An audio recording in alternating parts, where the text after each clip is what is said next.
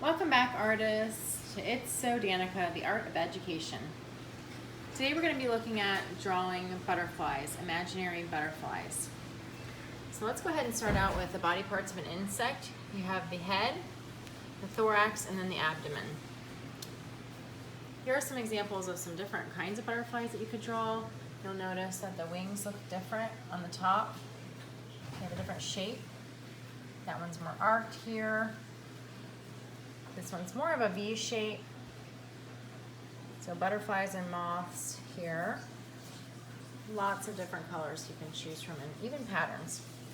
So first you want to start out with a piece of paper.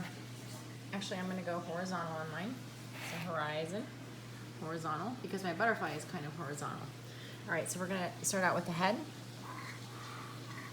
and then the thorax, and the abdomen. Okay, so I'm filming and drawing. So the next part is we're going to go ahead and draw the forewing. Make it whatever shape you want. And then whatever you do over here, you want to try to repeat on the other side. So there we go. Nice little wiggly wing. And then the hind wing. So you have your forewing on an insect, and then you have the hind wing is in the back. It's behind. It kind of overlaps. So we're going to talk a little bit about overlapping, one of our art elements. And there we go. Now, one thing I noticed is that I would like to make this bigger and really try to fill my page. So I can easily just go around what I've already drawn. Make this bigger. Oop, made a little.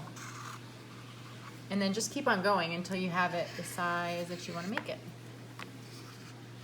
Really bigger is better. I'm going to make these. And I start out with gray so that if I make any mistakes like I did right here, I can just go back with the black and trace over everything and smooth things out. I'd rather not waste the paper. Okay, so there we go. This is the beginnings of my butterfly. And then I like to overlap things. So I want to make another little smaller butterfly like a baby, okay? It's your head, your thorax, and then your abdomen. It's a little bit smaller. I'm going to make this one even just a little bit different. I'm overlapping now. My butterfly. There we go. Okay, so now is when we can start adding in our shapes. Whatever kind of shapes you want to do. You can make geometric shapes, like circles or squares or triangles. It is imaginary. Or you can do something more organic. Okay, so my little baby one. Remember, you don't want to worry about making mistakes. It's perfectly fine. This is an imaginary butterfly. It's just about trying some stuff. Okay, and sometimes I like to look back and get some more examples, like how these wings are divided here, or even here. This one has some polka dot kind of shapes and designs, and then this one's great because it has a lot of different ones.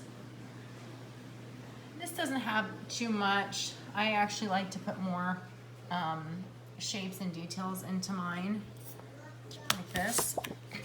So you can see the tiger swallowtail, and it has just a lot of different shapes. Okay. Oh, Luna moth. It's another beautiful moth here. And this one has some really cool antenna right there. Okay, so let's go back to our drawing. Okay, we want to finish up with some details. Antenna on these guys. You can make them however you want. The body probably needs some kind of a design on it. Oh, I'm going to make this one a little different. And then the habitat that the butterfly lives in is probably going to have some flowers or leaves, some kind of plants. I'm going to do flowers because I just like flowers. It's up to you what you want to do. Okay, and now see how I'm overlapping? So overlapping, you really want to try to overlap and create these designs.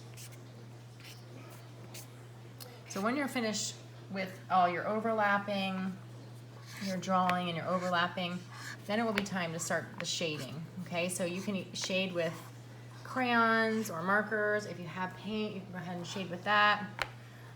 Again, really, the more shapes you put in to your design, the better it's going to look. So that's looking a little more finished. Okay, dividing this up. So take your time, you'll have more sections to draw, but whatever you do, whenever you draw a design on this side, you want to go ahead and repeat the same thing on that side. So for example, if I drew a circle right there, I want to draw another one right here, and then maybe I'm going to do a smaller circle. So I'll do the same one there and get even smaller and smaller. So I'm repeating, and so I'm looking back at it and I'm thinking, these look a little boring, so I'm going to add some stuff to here. I'm going to add something like a triangular shape. Remember, these are imaginary. And then you want to think about your colors that you're going to put in. Okay.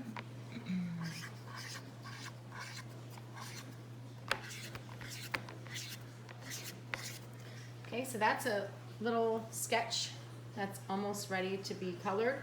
Again, I would probably want to add more leaves and other things from nature in here.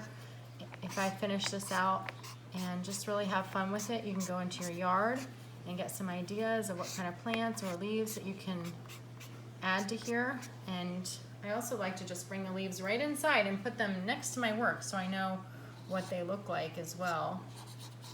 But those are some good ideas for butterflies and moths